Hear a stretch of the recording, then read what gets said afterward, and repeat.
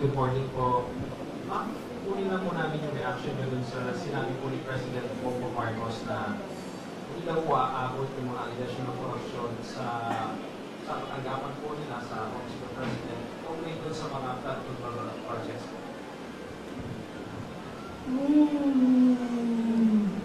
Sasagutin niya ni Attorney Trixie. I would like to acknowledge the presence of Attorney Trixie.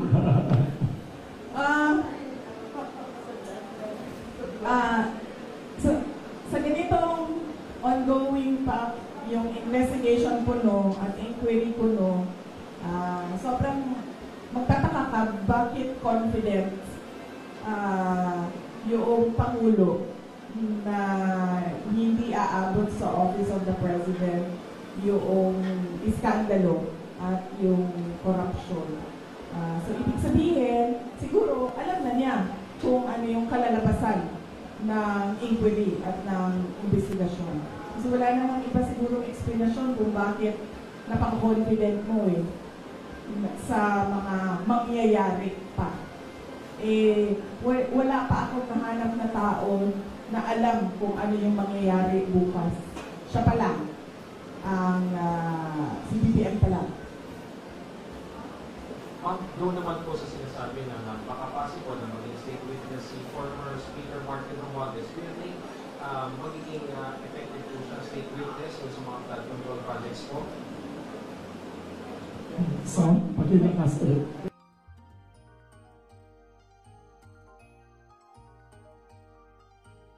Ako doon sa pagiging state witness daw. State witness means former Speaker Martin Romualdez. Do you think magiging effective siyang state witness doon po sa flood control project po? Okay. Hindi ako mag-comment dyan kasi hindi ko alam kung totoo ba talagang sinabi ng ICI yan at desisyon talaga ng body yan na siya ay maging state witness. Mamaya na lang tayo magkomento kapag nandyan na yung kaso at nakikita na natin na totoo talagang state witness siya. Pero sa batas, yung principal sa krimen ay hindi pwede maging state witness. Thank you.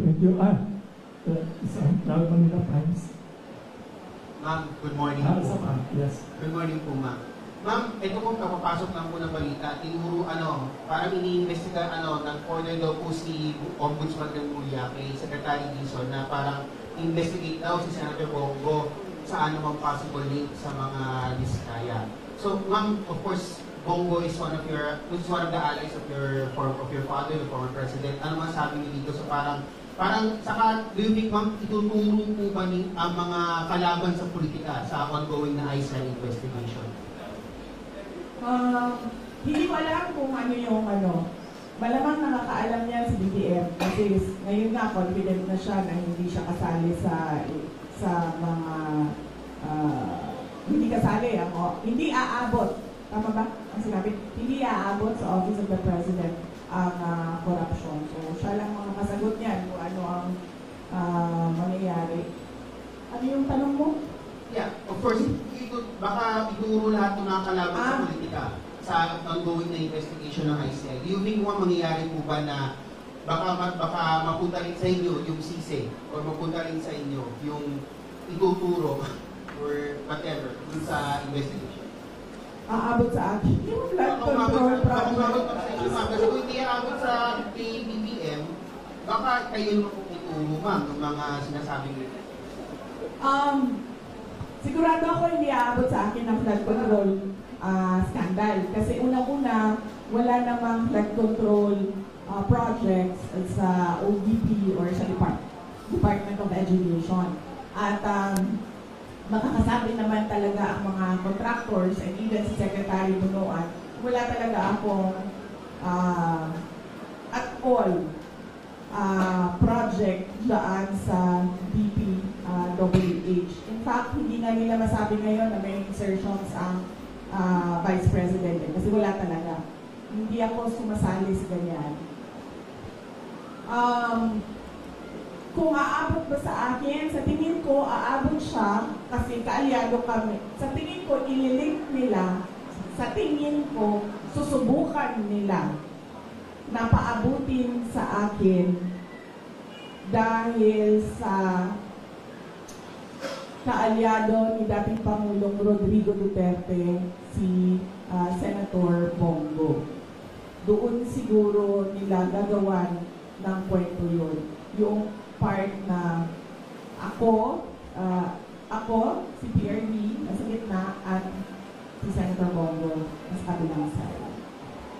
Last question na lang, ma'am. Ma'am, medyo light tayo, ma'am. Ma'am, if you're a bread or tinapay, anong bread Kung tinapay kayo? lang, ano? Anong bread si BBM? Anong bread si Martin Romualdez? Anong bread si Santiago? Ito talaga, Mataga Manila Times pa ganun.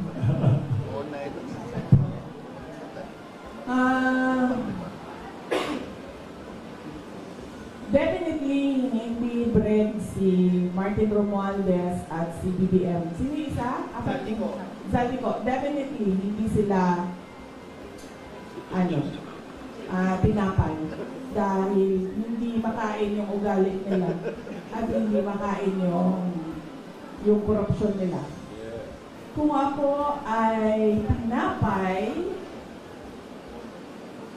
ang hirap nito sige, ito na lang. Paborito ko ang ensaymada. Okay? Pinaglihi ako sa ensaymada. Oh. So, kung ako ay tinapay, ako ay isang ensaymada. Thank you very much. Last question. Last question. Ay, sorry, may isa dyan si Mr. Jason. Last question. Isa number 1 fan mo siya. Yes, Hi ma'am, Jason po ng SMNI News. Going back po dun sa naging statement ni President Marcos, I would like to ask for your comment on this. Na sinabi niya, I am confident that whatever mud might be slung at the administration, that will be able to show that these are politically motivated and do not actually have any validation in fact.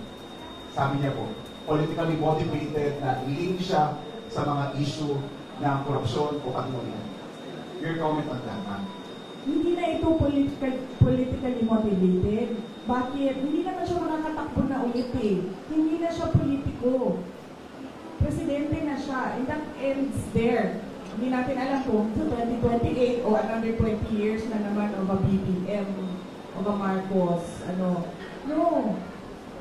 Hindi na siya hinahabol ng mga tao, ng taong bayan, dahil politiko siya. Hinahabol siya ng taong bayan dahil wala siyang ginagawa bilang Pangulo. Hinahanap sa kanya yung trabaho niya bilang Pangulo.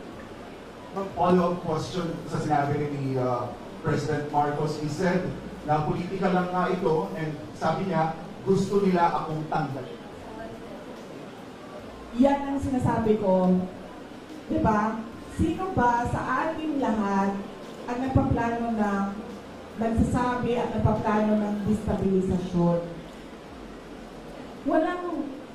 Walang nagsasabi na oust Marcos. Ang merong mga grupo na nagsasabi resign. Yun lang ang the most na sinasabi ng mga tao. At nagtataka ako sa administrasyon, bakit nila sinasabi na destabilisasyon ang pagpapahayag ng mga tao sa galit nila? Kasi hindi yun destabilisasyon. Yun ay freedom of speech and expression. So kahit man mag-rally ang mga tao araw-araw sa EDSA, hindi destabilisasyon yan. Freedom of speech and expression yan. Pagpapahayag yan ng galit mo, paghahanap yan ng accountability, ng transparency sa administrasyon, sa gobyerno. So hindi yan pagpapatalsik sa Pangulo. Kaya lagi ako, kahapon din, yan din yung tanong ko. Kanino pa nanggagaling yung destabilisasyon na salita sa administrasyon.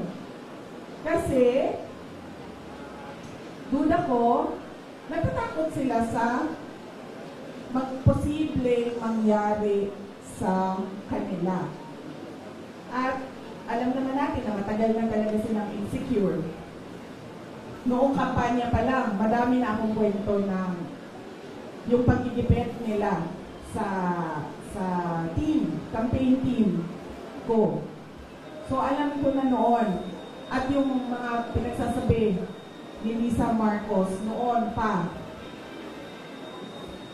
So alam ko na insecure. Alam na natin na insecure. Siguro takot. Kaya nila nasasabi may destabilisasyon. Kasi takot sila. Kasi totoo yung sinasabi ng mga tao na ginagawa nila. Hindi nila ma-deny kasi nasa papel Diba? Nakikita mo sa budget ang nangyayari. So hindi ma-deny. So takot. Paranoia, siguro. Kasi diba pag ikaw ay hindi siguro, paranoia talaga yan. Unang-una, insecure. Pangalawa, takot. Pangatlo, paranoia. Kasi ang tao na may bisyo, nagiging paranoid. Na magbibigay lang ako ng example, pinapa-explain ng mga departamento kung saan ako pumupunta at bakit matagal ako sa isang lugar. Ganun na yung papel na umiikot sa loob ng gobyerno. Yan ang politika. Diba? Tatanong sila, ano ginawa ni Inday Sara doon? Ilang oras siya? At sino ang mga tao doon? At yung mga kawani ng gobyerno na nandun, ipa-explain bakit sila nandoon. Ganun yung galawan sa loob ng Office of the President. So, makikita mo medyo paranoid. Ma'am, last question. It was the first time na narinig namin sa iyo during your press conference or ambush interview sa Zamboanga kung paano po nagamit yung confidential funds ng Department of Education. And you've mentioned si Zaldico. Ma'am, pwede niyo po bang ibahagi pa sa amin ano yung findings ng DepEd regarding the laptop scandal? And then, ano po ang ginawa ninyo sa findings na ito? Ipinalam niyo ba kay President Marcos? May ginawa po bang parang case build up para kung makusuhan man kung may inatasin? Yes, gumawa kami ng investigation sa loob ng Department of Education. Isa sa mga pinagamitan ng confidential funds ay yung corruption sa loob ng Department of Education. Hindi lang sa laptop madaming reports of corruption inside the Department of Education. Hindi lang sa central office, kasama na yung sa mga regional offices namin. So kapag merong reports, pinapa-imbestigahan yon. So, isa sa mga inimbestigahan is yung laptop. Ang unang ginawa doon is nag-request ng fraud audit sa Commission on Audit. Tapos kami, sa loob ng Department of Education, gumawa din kami ng sarili naming investigation para kung ano man yung ma-actionan namin sa loob ng DepEd, ma-actionan na kaagad namin. Unfortunately, yung procurement ng laptop, hindi siya nangyari sa loob ng Department of Education. Nangyari siya sa DBM. So, ang pinaka na nasa loob ng Department of Education ay yung agreement between DepEd and DBM. So, hindi pumasok lahat ng procurement documents sa DepEd. So, ang pinaka na magawa lang namin doon sa loob ng Department of Education is mag-blacklist. And at that time, hindi pa namin ma-blacklist kasi hindi nga sa amin nangyari yung procurement. So natali yung kamay namin doon. Kaya inasahan namin na doon sa fraud audit ng Commission on Audit, may lalabas doon na mga personnel involved. At doon sa Blue Ribbon Committee na investigation, kung maalala nyo, may nangyari Blue Ribbon Committee investigation sa Senate, sa laptop, ginamit namin yon sa loob ng Department of Education para isa-isahin kung sino yung mga personnel involved na under sa mga tao involved doon sa Senate Blue Ribbon investigation. Ma'am, alam ni President. Diyos ko, akala mo ba yung presidente natin nagtatrabaho? Hindi nagtatanong yan at all. Hindi. I swear to the flag. Si BBM, hindi yan siya. Nagtatanong ng trabaho at all. Kaya napansin niyo ba, walang direksyon yung governance at walang direksyon yung iba't ibang departamento. Bakit? Kasi he doesn't give he doesn't command. He doesn't command, he doesn't ask, he doesn't say that, look, there's a Philippine development plan and what are you supposed to do about this? Akala nyo ba yung ginawa ko sa DepEd, galing yung kay BBM? Hindi, akin yun. Lahat. Kasi he did not give any orders at all. So pag upo ko doon, sabi ko sa mga kasamahan ko, sa mga USEC at ASEC, I think this is our show. Kasi walang participation at all ang Pangulo. So gagawin na lang natin kung ano yung karapat dapat na gawin para sa edukasyon dito sa ating bayan. So we created the matatag agenda, we followed through with the matatag curriculum, at unfortunately hindi kami natapos kasi yun nga, nag-decide ako na I don't deserve the attacks that were thrown at me by the administration. Kasi ako na nga lang siguro yung kaisa-isa doong nag-deliver para sa cabinet ni BBM. Tapos ganoon pa yung gagawin nila sa akin. Edi nung nawala ako, edi wala na. Wala na siyang accomplishment at all. Thank you very much, Vice President.